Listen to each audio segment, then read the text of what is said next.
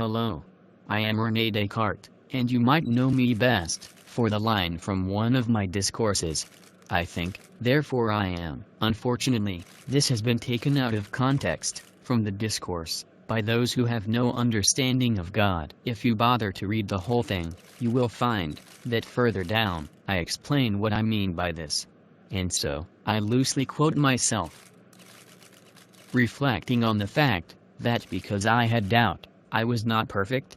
For I clearly see that it's more perfect to know than to doubt. I wondered where I'd learned to think of something more perfect than myself, and I clearly recognized that I must have got this idea from a nature which in reality was more perfect.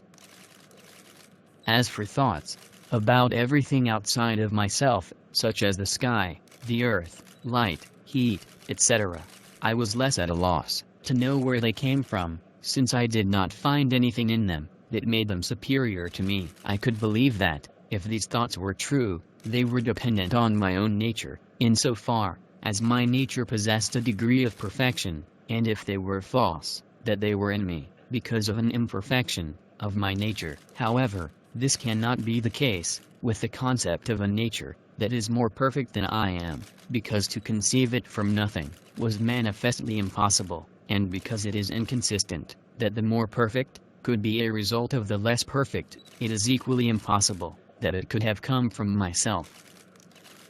Accordingly, it then made sense that it was placed in me by a nature which was in reality more perfect than mine, and which possessed within it all the perfections that I could ever imagine, that is to say, in a single word, that which is God.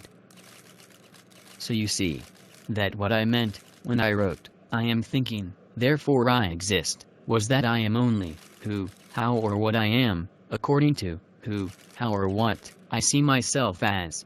And that is limited by my own doubts. But there is a God, and He is the perfect nature and characteristics of absolute love and virtue, and in the supernatural presence of His divine nature, there are no shadows of any doubt. When you know the reality of the true way of life in His divine nature, according to His characteristics, then you will know the truth, the way and the life, in the light of Christ. Thank you for your time today, and may you come to know God's reality.